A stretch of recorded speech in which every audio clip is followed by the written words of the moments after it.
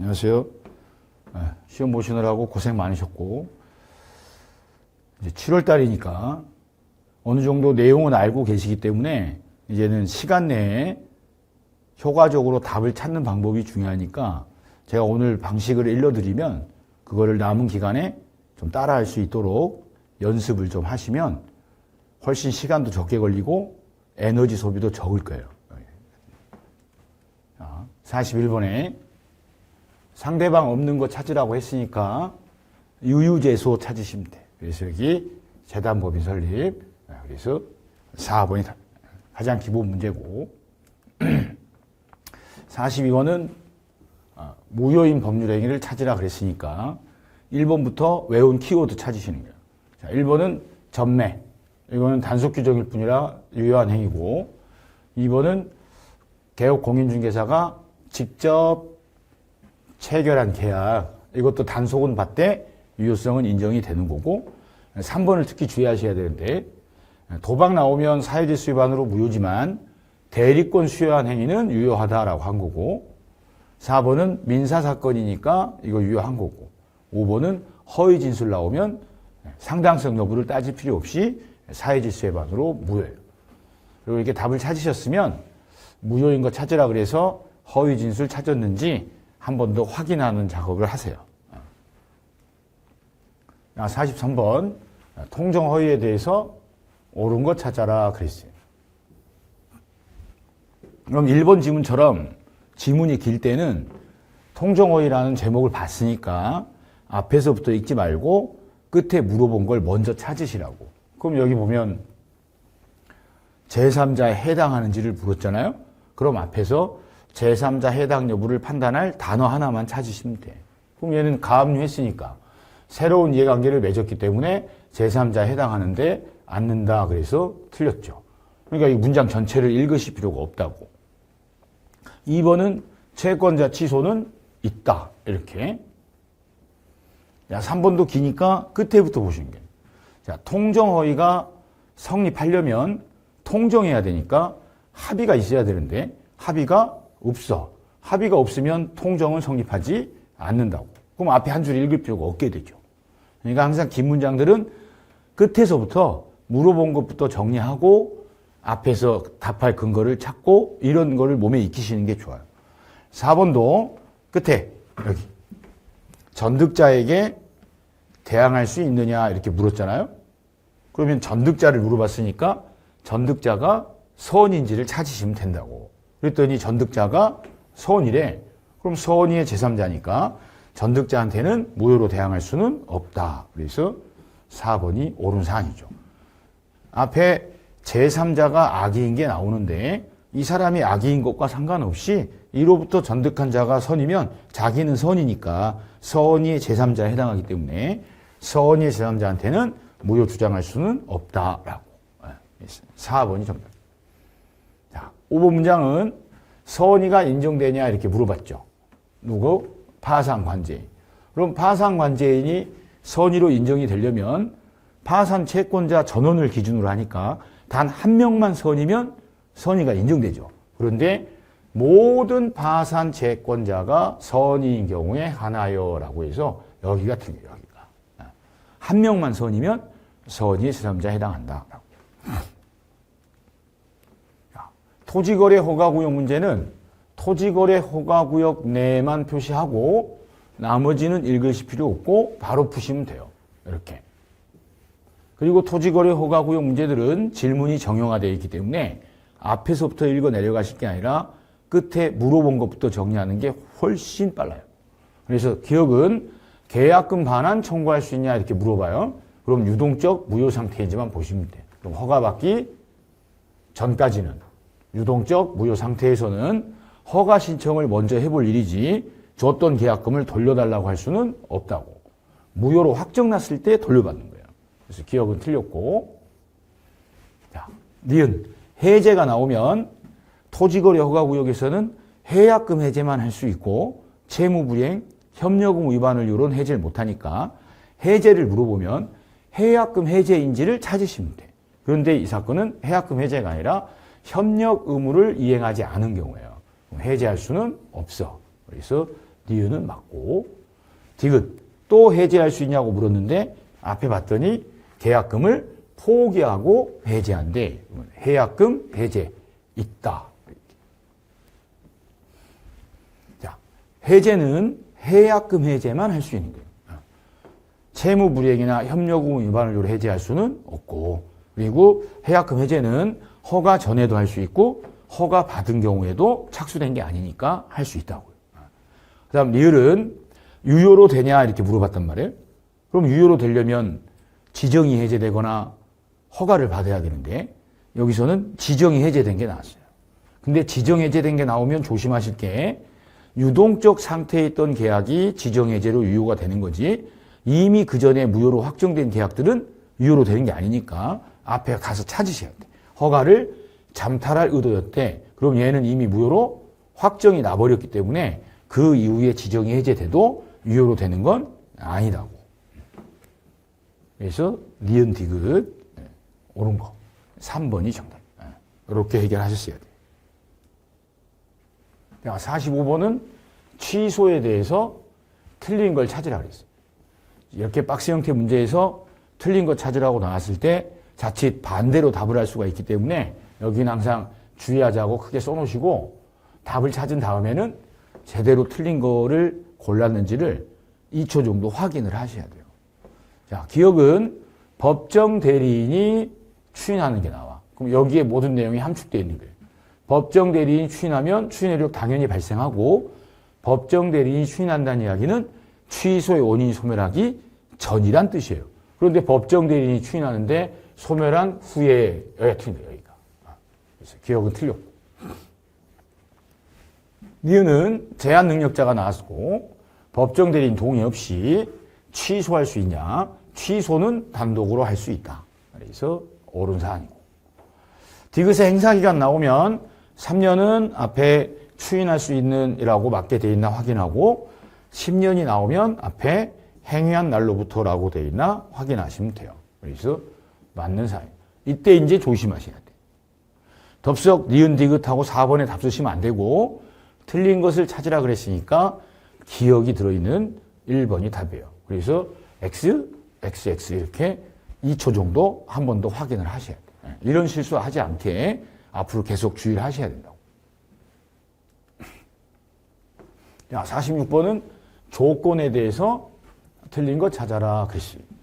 자, 1번에서는 해제 조건이 나오고 성취된 때로부터 효력을 잃는다. 해제 조건은 소멸 조건이니까 성취된 때부터 소멸, 효력을 잃는다. 맞는 문장이고. 2번은 처분, 다 할 수 있다. 이 말이고. 자, 3번은 여기. 조건만 무효다라는 말이 나오면 100% 틀린 표현, 여기가. 조건만 무효인 경우는 있을 수가 없어요. 전체가 무효가 되는 거지 조건만 무효 나오면 무조건 틀린 거예요. 4번에 합의로 소급시킬 수는 있다고. 이 점이 조건과 기한의 가장 큰 차이점. 기한은 반드시 도래하기 때문에 절대 합의로 소급시킬 수도 없지만 조건은 당사자 합의로 소급시킬 수 있다고. 5번에 증명책임 나오면 조건에서 그냥 맞겠다라고 하면 돼요. 자, 정지 조건은 성취가 돼야 효력이 발생하니까 조건 성취된 사실은 그 권리를 취득하려는 자가 증명을 해야 되는 거예요. 3번이 정답. 자, 대리 사례는 전체를 정리할 필요가 없고 대리인과 유권 대리인지 무권 대리인지만 정리하고 바로 푸시면 돼요. 그래서 47번 사례는 을에게 대리권을 수여했다만 표시하고 바로 풀면 된다고. 그랬더니 1번에 한정 의견 게시가 됐대. 그럼 대리권은 소멸하지 않는다고. 대리권 소멸 사유냐 아니냐 물어볼 때 성년 의견이 소멸 사유지 한정 의견은 소멸 사유 아니다. 그래서 1번에 답 쓰고 끝내셨어야 돼요. 자, 2번은 을.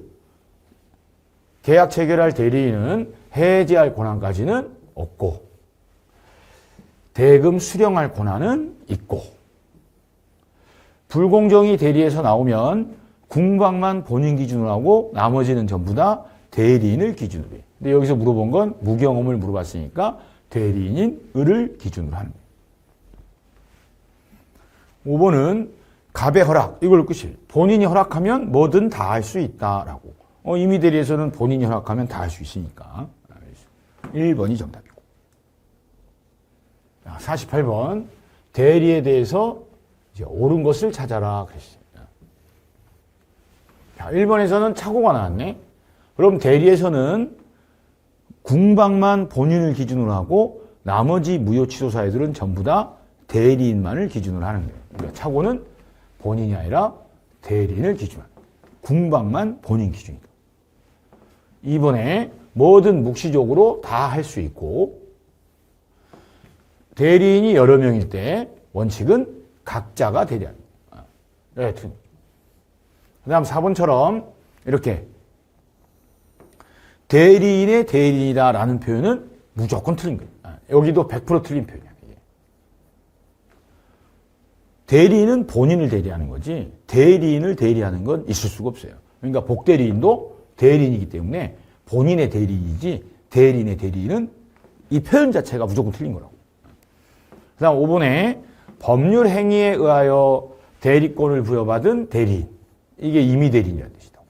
그럼 임의대리인은 특별한 사정이 없는 한 복대리인 선임할 권리 없다라고. 그래서 5번이 옳은 사항이에요.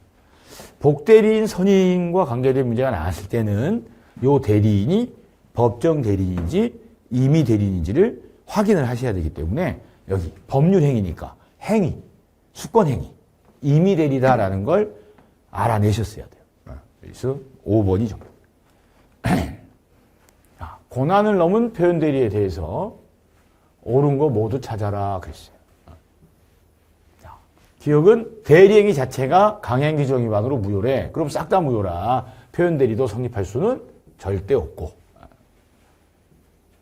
기본 대리권이 처음부터 존재하지 않는 경우에는 아무 권한도 없었기 때문에 넘을 권한이 없으니까 적용될 수가 없다고. 그래서 니은도 맞고.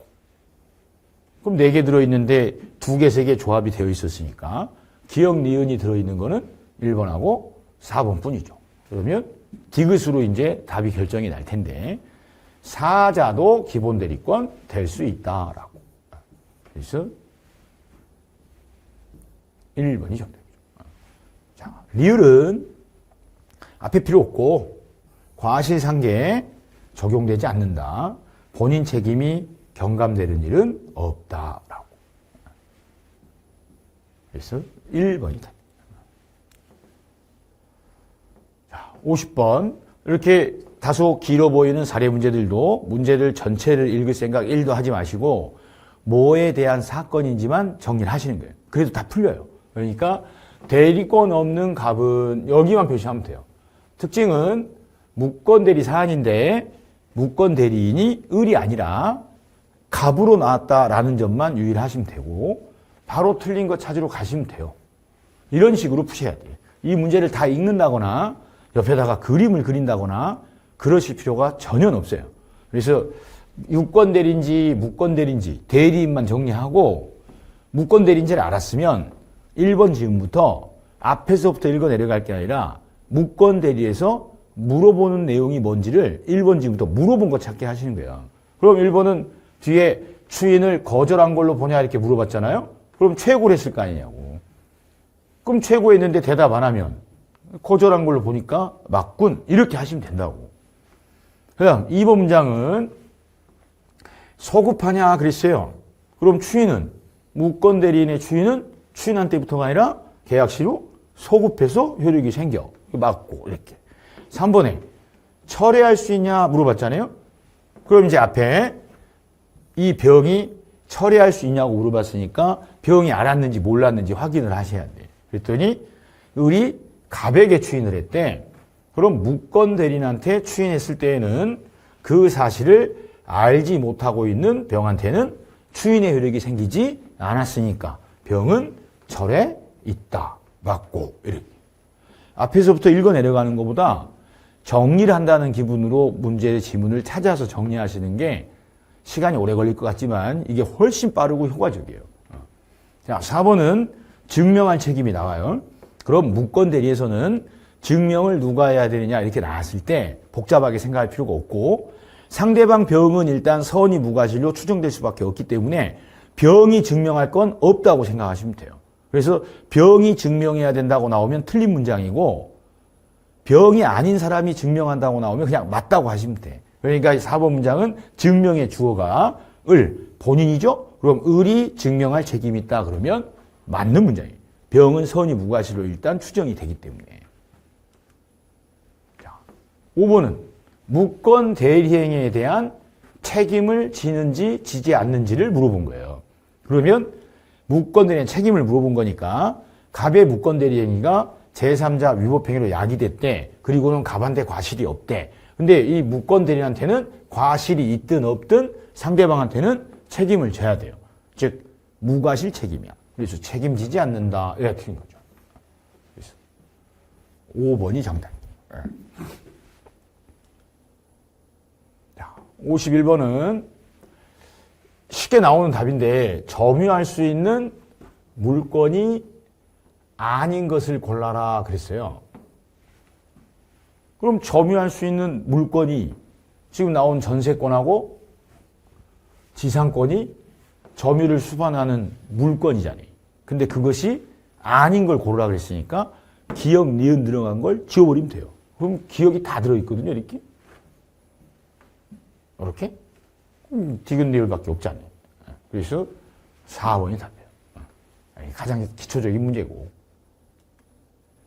52번에 점유. 틀린 거 찾아라 그랬어요. 자, 1번 지문 길 때는 끝에서부터 가시는 거예요. 방해배제가 인정되니 누가? 간접 점유자가. 그럼 간접 점유자도 점유자니까 행사할 수 있을 텐데 방해가 있는지만 보면 되죠. 그랬더니 제3자가 직접 점유를 방해한대. 그러면 간접 점유자도 방해배제 인정된다 하시면 돼요. 이것 간접 점유도 다 포함돼요.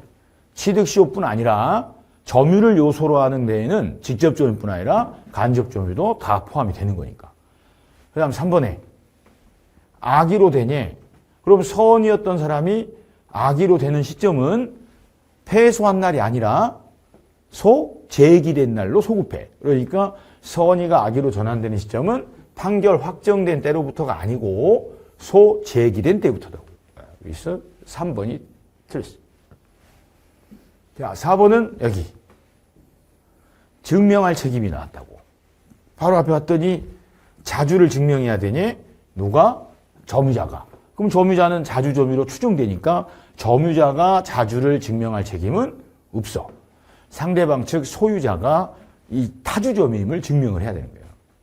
자, 5번은 과실 없는 점유자에 해당하니 그러면 점유자는 일반적으로 무과실은 인정되지 않지만 등기를 믿고 점유를 이전받은 사람은 등기는 믿을 수밖에 없으니까 과실 없는 무과실 점유자로 인정이 된다고. 그럼 이렇게 과실 없는 점유자에 해당하는지를 물어봤을 때에는 등기를 믿고 점유를 한 사람인지를 앞에 가서 찾으시면 돼요.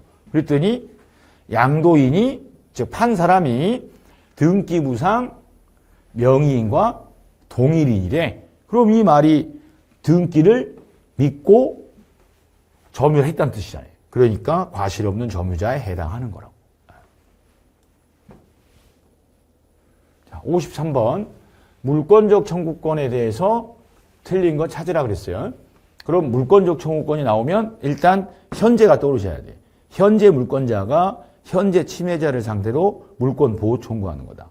두 번째 조심하실 건 틀린 거 고라 그랬으니까 반대로 답 쓰는 일 없도록 주의하자고 써놓고 자, 기억에 물어본 게 소유권에 기하여 방해배제를 청구할 수 있니? 그럼 일단 현재 소유자라야 될 거 아니에요? 근데 지상권을 설정한 토지 소유자니까 현재 소유자네.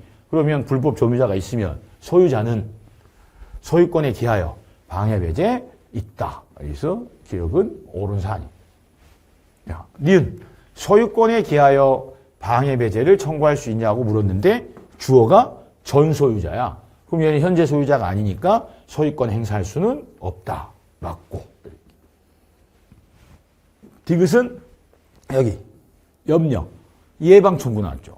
그럼 아직 침해가 생긴 게 아니니까 예방 또는 손해배상 담보 중에 하나를 선택을 해야지 함께 청구할 수는 없다고. 그래서 틀린 거 찾으라 그랬으니까 디귿 이렇게 하셨어야 돼. 그런데 이 문제는 3개 들어있고 틀린 것을 찾으라고 했기 때문에 기역과 니은을 정확하게 옳은 문장으로 처리를 하셨으면 디귿은 무조건 틀려야 될 거 아니에요. 그러니까 이걸 몰라도 디귿의 답을 쓸 수 있어야 되는 거예요. 그래서 2번이 정답. 자, 54번은 점유자와 회복자의 관계에 대해서 틀린 거 찾아라 그랬어요. 자, 1번은 과실의 대가를 보상해야 되냐 이렇게 물어봤단 말이에요. 그럼 과실 취득하냐 반환해야 되냐 물어본 거니까 오로지 선의 점유였는지 악의 점유였는지만 판단하시면 된다고. 근데 선의 점유자야. 그럼 선의 점유자는 과실을 수취할 권리가 있기 때문에 이거를 소비했더라도 과실을 대가를 보상할 필요가 없죠. 선의 과실 취득. 그래서 1번이 정답. 자, 2번은 은비에 의한 점유자는 악의로 취급되기 때문에 과실 수취할 권리가 없고 3번처럼 길 때는 그때부터 보신 거예요. 손해 전부를 배상해야 되니. 그럼 점유자 회복자의 관계에서 손해배상 나오면 선의의 자주점유자만 현존이고 나머지는 전부 다 손해 전부니까 앞에 나온 내용이 선자인지만 보면 돼요. 근데 얘는 악이야. 그럼 악이면 언제나 손해 전부를 배상해야 돼. 자, 4번은 유익비 상환을 청구할 수 있냐 이렇게 물어봤어요. 그럼 유익비 청구할 수 있냐고 물어봤는데 앞에 반환 청구하기 전, 반환 없이. 자, 비용 상환은 물건을 돌려줄 때 청구하는 거니까 반환 없이 유익비 상환 청구는 아직은 할 수가 없는 거라고. 자, 5번은 필요비 상환 청구할 수 있니? 근데 앞에 주어가 악의점유자야. 그럼 악의점유자는 취득한 과실을 다 돌려줘야 되는 반면에 지출한 모든 비용은 다 청구할 수 있으니까 악의점유자는 통상 필요비도 다 청구할 수 있다라고. 이 문제 정도는 쉬운 문제라 1번에 답 쓰고 시험 볼 때는 끝을 내셔야 돼요. 그래서 선의점유자는 과실수취권이 있기 때문에 보상할 필요 없다라고. 55번은 처음 보는 문장들로 이루어진 애들이라 그냥 넘겨야 되는 문제예요. 56번에 소유권 취득에 대해서 틀린 거 찾아라 그랬습니다. 1번은 등기가 필요하냐 필요 없냐 이렇게 물어봤죠. 근데 앞에 경매가 나왔지. 경매 절차에서의 매수인 경락인이 된 자는 소유권 취득하기 위해서 등기는 필요 없다. 즉 경매의 경우에는 대금 완납 시에 일단 등기 없이도 소유권을 취득하니까. 2번은 무주의 부동산. 이건 국가소유, 국가소유.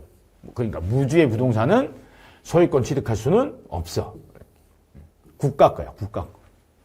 그 다음 3번은 점유 취득 시에 의한 소유권 취득의 효력은 등기를 하면 소유권을 취득하고 그 취득 시점은 점유를 개시한 때로 소급해. 락.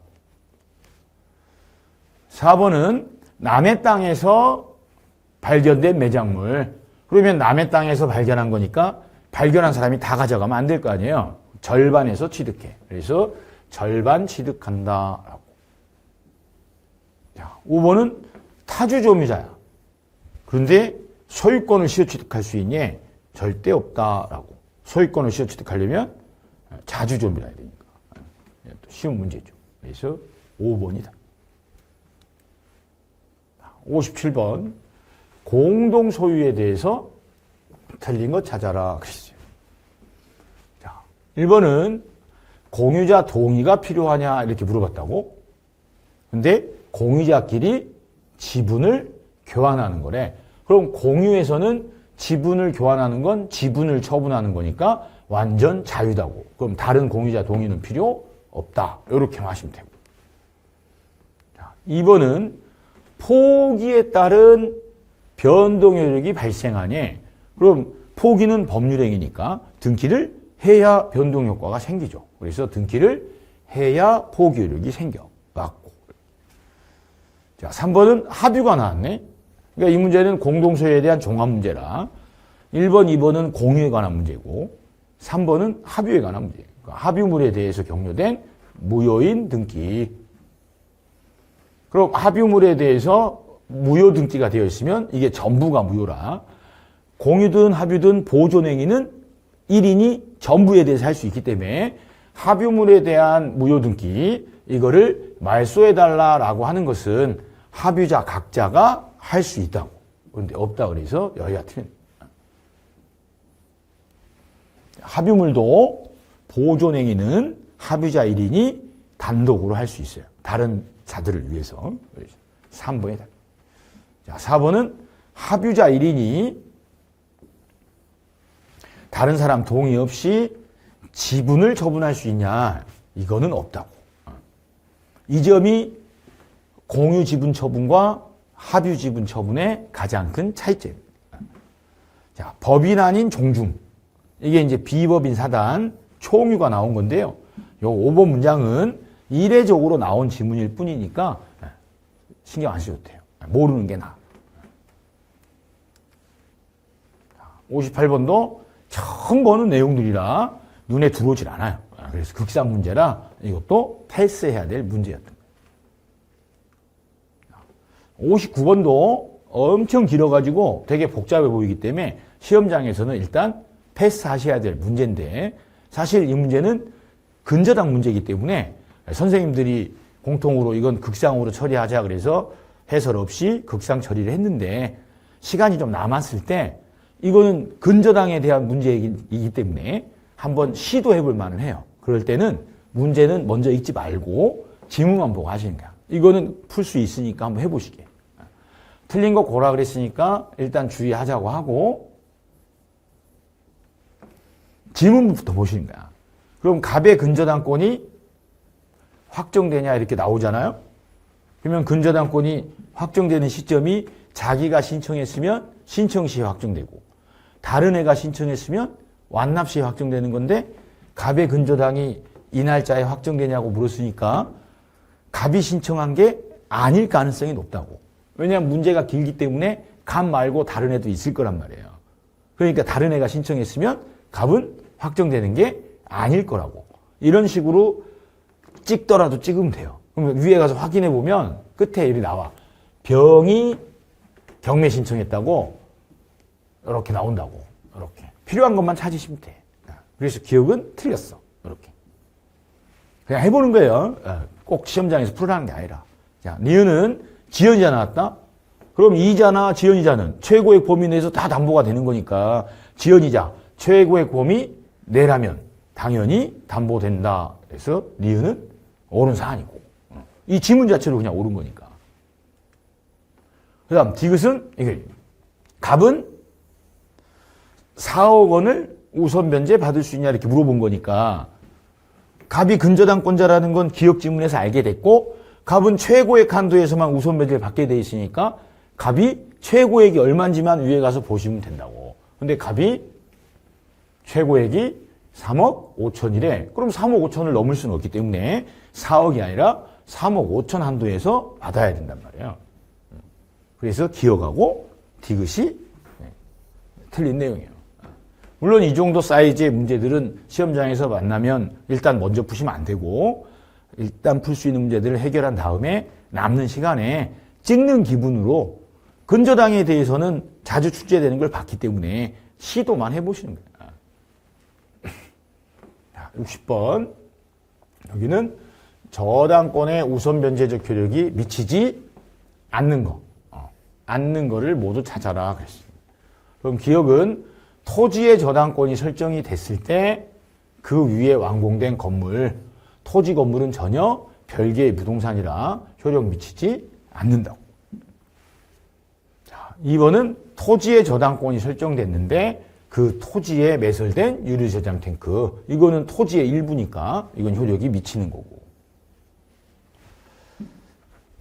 저당 토지가, 저당 목적물이 압류된 후에 발생한 차임 채권. 자, 이 과실이죠. 과실은 압류된 이후에 발생한 과실에는 미치고 압류되기 전에 발생한 과실에는 미치지 않고. 자, 리을은 토지 저당권이 설정됐는데 그 이후에 토지 전세권자가 식재하고 등기한 임모, 이거는 토지 전세권자의 소유이기 때문에 여기에 미치지 않는다고. 그래서 미치지 않는 거 고라 그랬으니까 기억, 리을 이렇게 찾으셔야 돼요. 그래서 2번이 정답입니다. 91번은 유치권에 대해서 틀린 거 찾아라 그랬어요. 1번은 유치권자도 경매할 권리는 있고 우선 변제권이 없는 거지 경매는 할 수 있다. 자, 2번은 과실을 수취해서 자기 채권 변제에 충당할 수 있다고.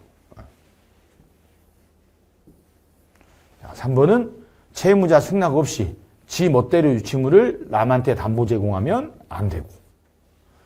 4번이 답으로 자주 나오죠. 이렇게.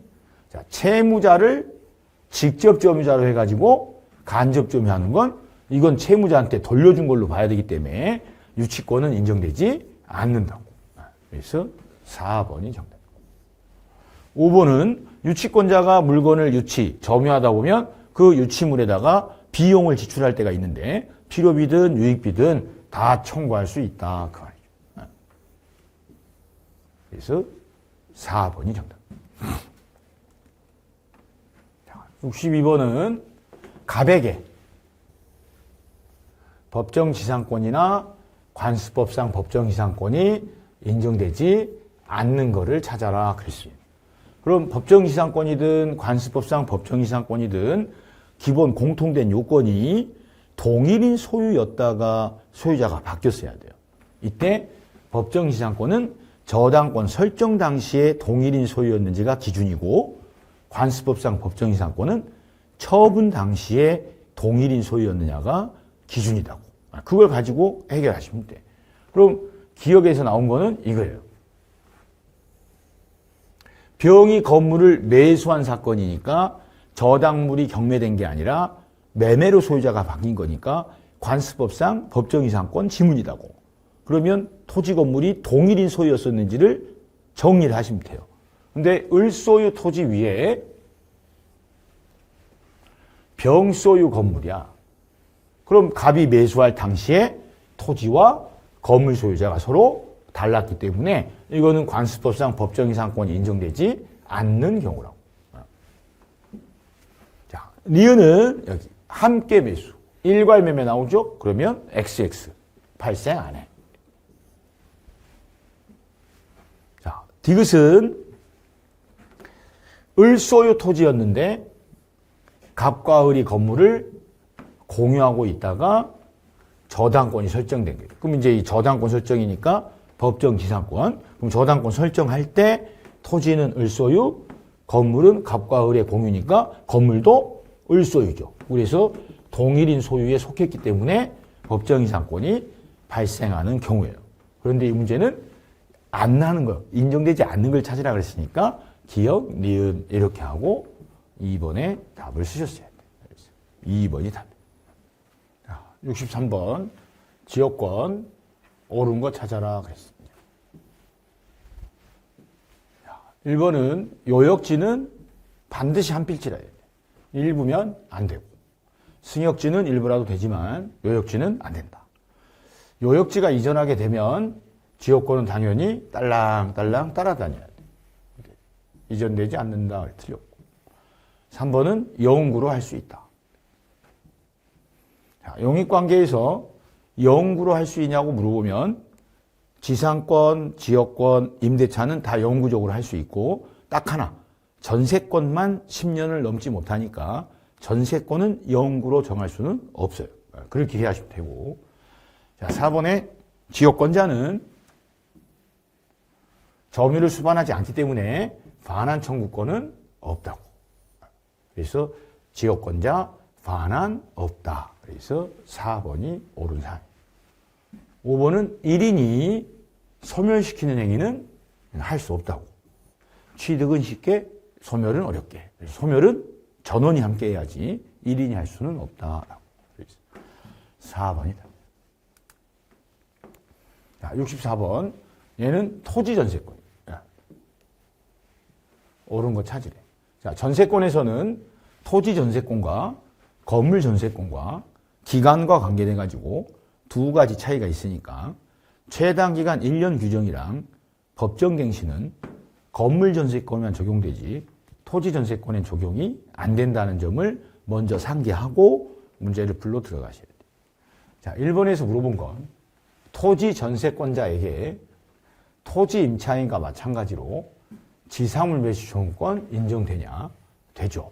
지상물, 토지에 설치한 물건, 토지 임차인, 토지 전세권자, 지상권자한테 인정되는 권리예요. 그래서 그냥 1번은 낱말 맞추기만 하면 돼요. 그래서 1번이 답이야. 2번은 존속기간에 제한이 없냐? 10년 넘지 못하는 제한이 있고 토지 전세권이기 때문에 1년 적용되지 않고 토지 전세권도 갱신할 수 있어요. 단 갱신할 때 10년을 넘을 수는 없어요. 그래서 기간에는 10년 제한이 있는 거야. 5번 문장은 법정갱신 물어본 지문이에요. 그래서 법정갱신 인정 안 된다. 그 내용이고. 그래서 1번이죠. 이 문제는 1번 정답 쓰고 끝날 수 있어야 돼요. 토지, 지상물. 이렇게 낱말 맞추기만 하시면 된다고.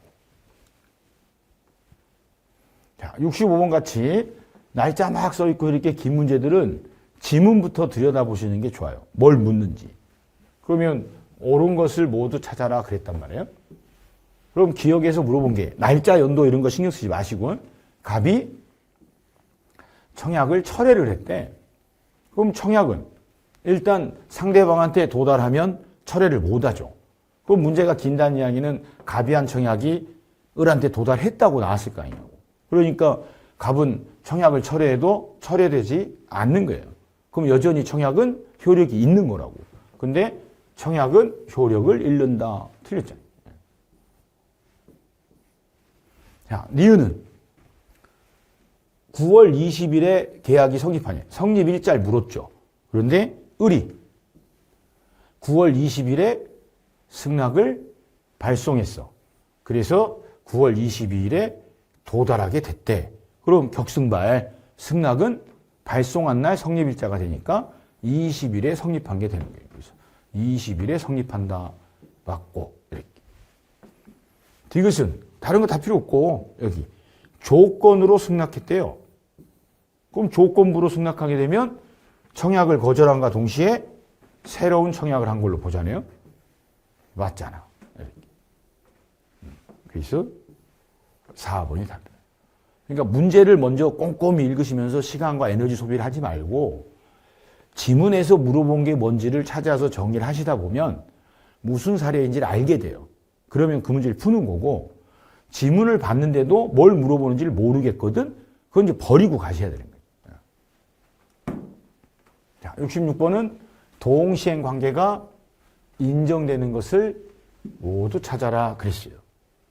그럼 기억에 임대차가 나오면 임대차에선 권리금 회수 방해로 인한 손해배상이랑 등기 명령 나왔을 때는 동시행이 아니고 나머지는 다 동시행 관계다 이렇게 하시면 된다고.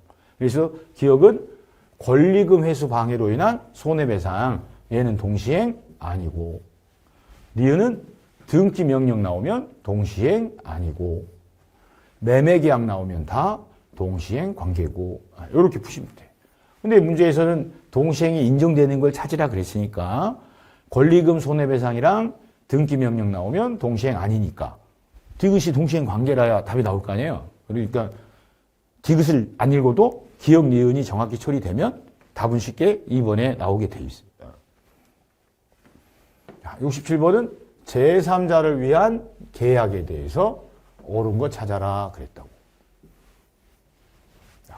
1번은 계약 당사자는 요약자와 낙약자인 거지.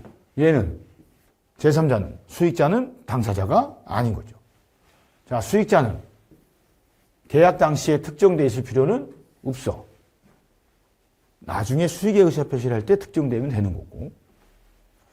자, 수익자는 제3자는 계약을 해지할 권리는 있을 수가 없죠. 당사자가 아니니까. 1번하고 3번은 같은 맥락인 거고. 자, 4번은 기본관계나 이렇게 계약 자체, 기본관계에서 발생하는 항변으로 제3자 청구에 대항할 수 있냐 이렇게 물어봤죠. 그럼 기본관계는 계약 내용에 영향을 미치니까 당연히 대항할 수 있다라고. 5번 요약자는 즉 계약 당사자는 수익자 동의 없이 상대방 나약자가 채무 불이행을 하면 당연히 해제할 수 있다고. 그래서 5번이 답니다.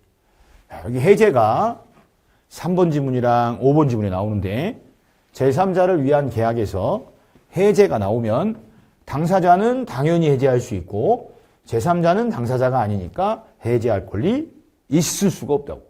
그렇게 구별하시면 돼요. 5번이 정답입니다.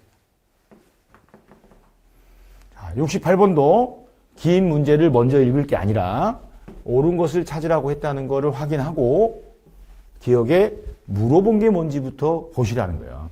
그럼 기억에서 물어본 게 이거예요. 최고 없이도 해제할 수 있니? 그럼 갑이 최고 없이 계약을 해제할 수 있냐고 물어봤으니까 위에 가셔서 이행 지체를 하고 있는 건지 이행 불능이 발생했는지만 확인하시면 돼. 근데 이 사건은 대금을 지급하지 않고 있다라고 지체가 나온 거예요. 그럼 대금 지급을 안 했다는 이유로 최고 없이 해제할 수는 없다고. 지체는 상당한 기간을 정해서 최고한 후라야 되니까 그렇게 풀어가시면 된다니까. 이렇게. 그럼 이 사례는 해제와 관계된 문제구나. 그럼 니은은 계약이 없었던 상태로 복귀하냐 이렇게 물어봤어요. 그러면 갑이 적법하게 계약을 해제를 하면 소급해서 계약관계가 소멸하니까 소유권은 간명의 등기가 말소되지 않더라도 자동으로 복귀하는데 등기가 말소되어야 틀렸죠. 말소 등기 없이도 복귀하는 거예요. 해제되면 소급해서 소멸하니까. 그럼 이 문제도 마찬가지로 기억하고 니은이 정확히 정리가 됐으면 디귿이 맞아야 되겠죠. 디귿은 병이 소유권을 상실하는지를 물어봤잖아요. 그럼 이 질문 내용을 보면 병이 소유권을 상실하냐 상실하지 않냐를 물었다는 건 이 지문 앞에서 병이 일단 소유권을 취득했단 말이 나올 거 아니냐고. 그럼 병이 우리 병에게 매도하고 등기가 맞춰진 이후에 해제가 됐을 시에는 해제되기 전에 등기를 이미 마친 병은 소유권을 취득한 상태라 설령 해제가 되더라도 병은 소유권 상실하지 않는다고. 그래서 이것이 옳은 사안. 3번이 정답입니다. 그러니까 이런 문제를 꼼꼼히 읽으면서 시간 허비할 게 아니라 지문에서 물어본 걸 먼저 찾아가지고 정리하는 걸 계속 연습을 해보세요. 그러면 시간이 많이 절약된다고. 69번 계약의 유형에 대해서 틀린 거 찾으래. 매매, 낙성계약이고 교환도 매매랑 똑같으니까 낙성계약인데 요물계약이라고 해요. 요물스럽다. 그래서 2번이 정답. 증여는 한쪽만 의무를 지는 병무계약이고 도급도 쌍방 모두 의무를 지는 쌍무계약이고 임대차는 유상계약. 2번이다. 70번도 문제 안 읽고 지문부터 보셔도 돼요. 근데 문제 보면 여기 일방 예약했단 말 나오잖아요. 그리고 예약 완결권 있다고. 그리고는 20년 약정했대.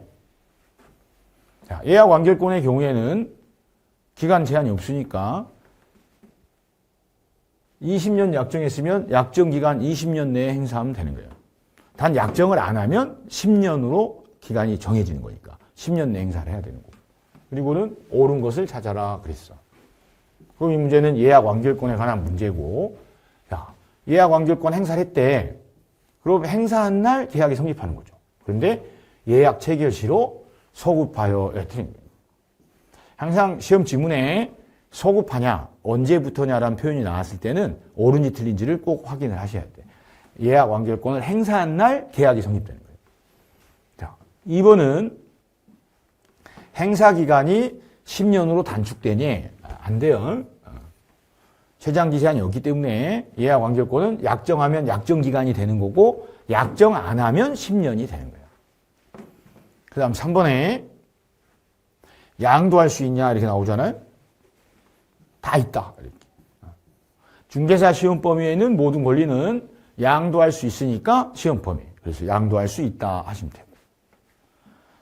4번은 예약 완결권을 행사하게 되면 일방 예약이니까 바로 계약의 성립 효과가 생기는 거지 상대방 승낙이 있어야 되는 게 아니다고. 자, 5번은 이렇게 행사 기간에 대한 거. 행사 기간 내에 행사했는지 여부는 당사자 주장과 상관없이 법원이 직권으로 판단하는 거예요. 그래서 법원이 직권으로 조사해서 판단한다라고. 5번이 정답. 71번은 권리하자에 대한 담보 책임과 관계돼 가지고 악의 매수인한테도 인정되는 거 이거 다 찾으라고 했단 말이에요. 그러면 전부타인, 해제, 일부타인, 대금감액, 저당권 행사에서 해제와 손해배상 이걸 먼저 기억하고 이거 찾으러 가신 거야. 전부타인 해제, 일부타인 대금감액, 저당권 행사 나오면 해제든 손해배상이든 다 있다라고. 그럼 기억에 전부타인이 나왔어요. 그럼 해제는 할 수 있는데 손해배상은 악이면 안 돼. 이거는 일부타인이 나왔으니까 1대.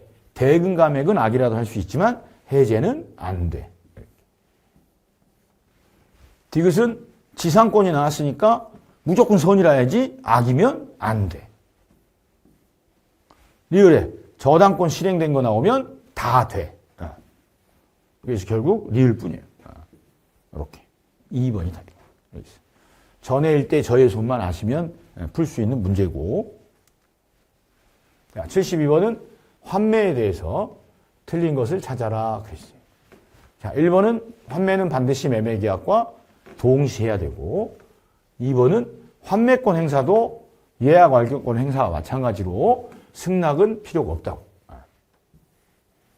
다음에 3번에 목적물의 과실하고 대금에 대한 이자는 그때그때 계산이 끝난 걸로 봐요. 그래서 상계된 걸로 본다고. 자, 기간은 절대 연장 못해. 한 번 정하면 절대 연장하지 못한다라고. 자, 5번은 제3자에게 대항할 수 있는지를 물었죠. 그러면 등기됐나만 보시면 돼. 그랬더니 등기를 했대. 등기가 됐으면 제3자한테도 대항할 수 있는데 없다. 그래서 5번이 틀립니다. 기초 문제죠. 자, 73번은 임차인의 권리 중에 종료되기 전에도 행사할 수 있는 거 찾으래. 그럼 필요비죠. 필요비는 즉시 청구할 수 있잖아요. 나머지는 다 종료해야만 청구할 수 있는 것들이고. 자, 74번은 보증금에 대해서 옳은 것을 모두 찾아라 그랬어요. 자, 임대차에서 요즘에 보증금이 많이 부각되는데 하나만 기억하시면 돼요. 임대차 계약 관계로부터 발생한 모든 재무는 보증금으로 다 담보가 되는 거예요. 그래서 임대차 계약 관계에서 발생한 모든 임차인의 재무는 임대차가 종료된과 동시에 목적물을 반환할 때까지 발생한 모든 재무가 보증금에서 당연히 공제되는 거예요. 단 임대차가 종료되기 전에는 당연히 공제되는 게 아니라 임대인이 선택을 하는 거고. 그래서 기억처럼 소송 비용도 보증금에서 공제할 수 있냐고 나왔잖아요. 그럼 이 소송이 임대차 때문에 진행된 건지만 보시면 돼요. 그랬더니 임차인의 차임 연체를 이유로 해지를 했어. 그러면 임대차 관계로부터 발생했죠. 그러면 이걸 소송하는 데 든 비용도 당연히 보증금에서 공제할 수 있다고. 니은 임대차 계약이 종료되면 지급되지 않은 차임, 연체 차임은 당연히 공제되는 거예요. 여기서 중요한 문구는 여기에요. 임대차가 종료되기 전에는 당연히 공제되는 게 아니라 임대인이 공제할 것인지 연체 효과를 물을 것인지를 선택을 하는 거고 종료돼 버리면 무조건 공제를 하는 거예요. 자, 디귿을 주의하셔야 되는데 끝에 부당이득 반환 의무가 발생하냐 안 하냐 물어보잖아요. 그럼 임대차가 끝났어. 그럼 목적물 반환이랑 보증금 반환이랑 동시행 관계예요. 그럼 임대인이 보증금 반환을 안 하면 임차인은 동시행 항변권을 행사해서 목적물을 반환을 거부할 수 있다고.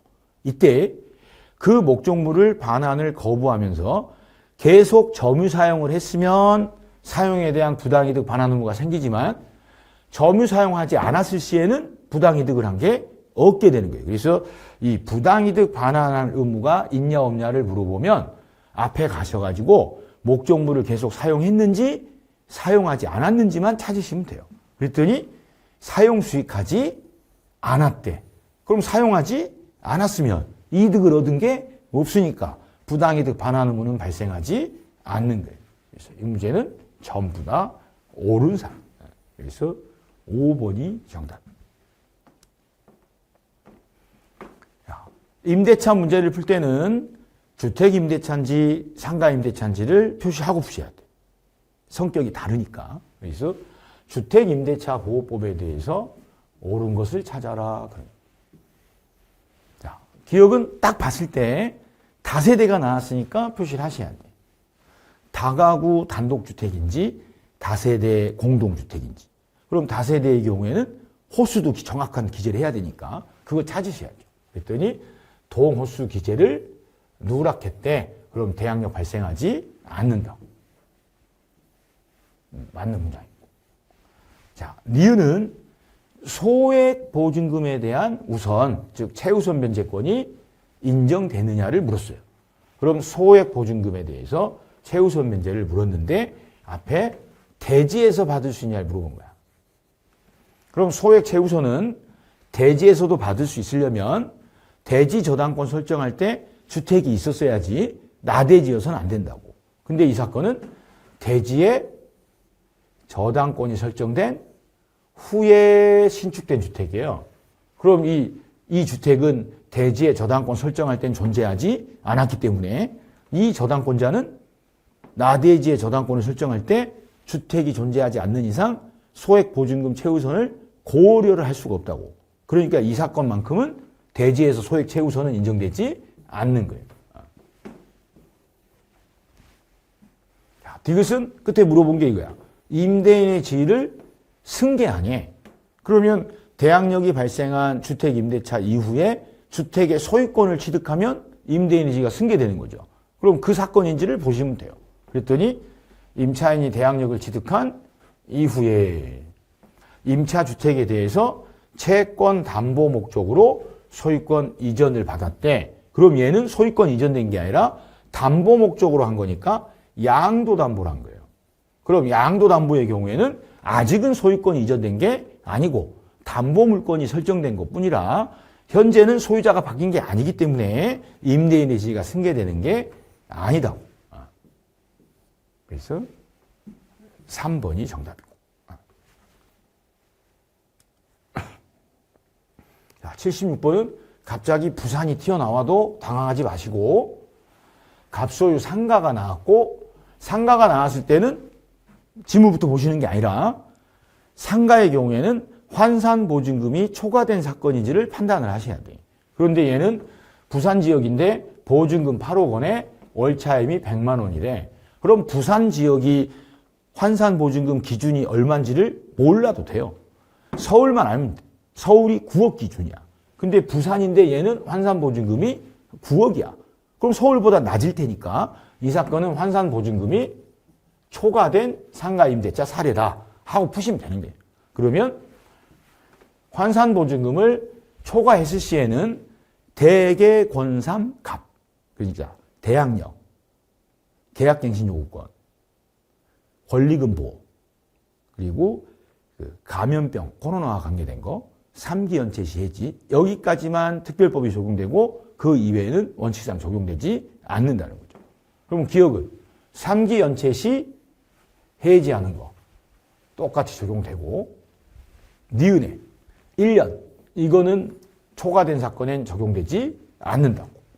디귿, 권리금도 회수하는 거는 보호를 해야 되니까 권리금 보호는 적용이 되는 거고. 그래서 기억 디귿 4번이 정답. 자, 77번은 집합 건물에서 구분 소유자 1인이 정당한 권한 없이 공용 일부를 배타적 사용하는 게 낫다고. 그리고 틀린 거 골라라 그랬으니까 일단 주의하자고 써놓으시고, 1인이 공용 부분을 배타적 점유하는 게 나오면 쟁점은 딱 세 가지밖에 없어요. 그게 다야. 그러니까 세 개 나왔는데, 첫째는 다른 구분 소유자들도 사용할 권한이 있으니까 이자한테 방해 제거는 청구할 수 있지만 다른 구분 소유자들도 배타적 사용할 권한은 없으니까 인도 청구는 안 되는 거고, 이자가 사용한 기간 동안 다른 구분 소유자들은 사용을 못했으니까 부당이득은 청구할 수 있는 거죠. 그거 찾으시면 돼요.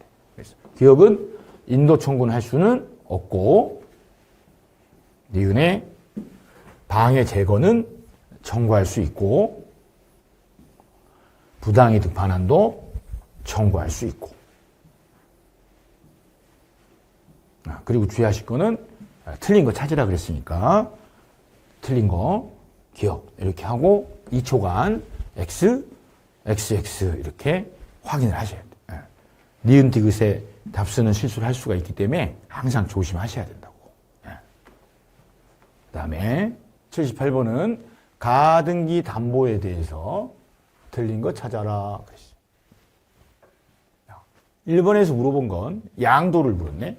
그럼 담보물권은 양도하려면 채권과 함께 해야 되니까 채권과 분리해가지고 양도할 수는 없고, 부종성의 가장 기본적 특징이죠. 자, 2번은, 자, 채권자는 지가 통지한 청산금 금액 나중에 다툴 수는 없고, 자, 3번은 매매대금 나오면 적용 안 돼. 소비대차라야만 적용이 되는 거고.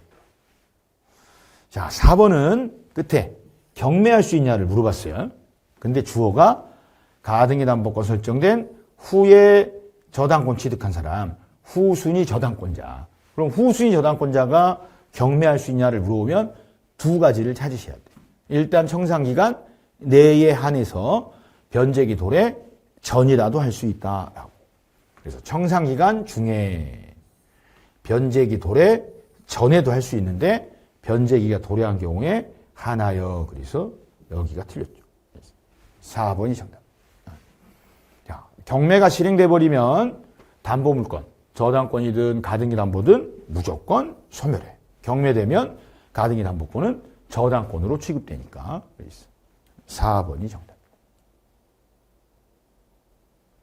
자, 79번. 이렇게 명의신탁 사례가 나왔을 때는 매매계약 당사자랑 등기를 누구 앞으로 했는지만 찾아서 동그라미 치시면 돼요. 그래서 3명이 다 표시되면 3자간 등기 명의신탁, 일명 중간생략 정의 되는 거고, 매매계약 당사자랑 등기 명의인이 2명만 표시되면 계약 명의신탁이 되는 거예요. 그런 식으로 풀면 돼요. 그림을 그릴 필요가 없고. 그럼 이 사건은 갑과 을이 명의신탁을 했다가 을이 죽어요. 을은 갑으로부터 돈을 받아가지고 그 사실을 알지 못하는 병소유 토지를 자신 명의로 매수하고 등기 이전을 받았다라고 나왔으니까 이 사례는 을이 병하고 매매하고 등기까지 한 계약 명의신탁인데, 병이 알지 못했다라고 문제에서 선의로 나왔기 때문에 매매계약과 등기가 유효여서 이 사례는 을이 그냥 소유권을 취득한 상태로 출발하는 계약 명의신탁 사례인 거예요. 그럼 이 지문에는 갑은 전혀 표시가 되지 않았기 때문에 갑이 행사할 수 있는 거는 아무것도 없어요. 할 수 있는 건 딱 하나야. 갑이 을한테 준 매수 자금만 돌려받을 수 있는 거고 나머지는 다 없다예요. 그리고 푸시면 돼. 틀린 거 찾으래. 1번 명의신탁은 종중 배우자가 나오지 않는 한 무효인 거고, 2번은 계약 체결 이후에 병이 알게 됐대. 그럼 이후에 알게 된 아무 상관이 없고, 계약 체결할 당시만을 기준으로 하니까 계약할 때 병이 몰랐으면 을이 완전하게 소유권을 취득한 거라, 병이 계약 후에 알게 되더라도 을명의 소유권 등기는 여전히 유효한 거예요. 계약 당시만을 기준으로 해. 답은 쉽게 2번으로 나오죠. 그 다음 갑이 주어로 나오면 갑은 할 수 있는 건 줬던 돈만 돌려달라고 하는 거예요. 그럼 갑은 을한테 소유권 이전을 청구할 권리는 없어요. 돈만 달라고 하는 거야. 그리고 여기 유치권 나오면 그냥 없다야. 이 매매대금이랑 부동산이랑 관련성이 없기 때문에 유치권은 발생할 수가 없다고. 그래서 명의신탁에서 유치권 나오면 그냥 없다고 하시면 돼요. 정 나와서 정. 그냥 정은 그냥 취득해요. 왜냐하면 을이 소유자이기 때문에 정은 취득한다 하시면 된다. 마지막. 집합 건물에 대해서 틀린 거 찾아라 그랬어요. 관리위원회 위원. 관리위원회 위원은 구분 소유자 중에서 선출하는 거예요.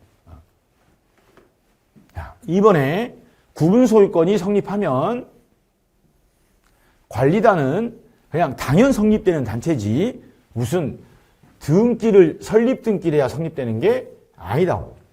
그냥 구분 소유가 관계가 성립이 되면 구분 소유자 전원을 구성원으로 해서 관리단은 당연 성립되는 거예요. 그래서 2번이 답이에요. 여기 10인 이상일 때 관리인을 선임하게 돼 있어요. 이렇게. 그럼 10인 이상일 때 관리인 선임해야 된다는 저 10이 관리인 이름에 이렇게 10자 들어있으니까 이렇게 확인하시면 돼.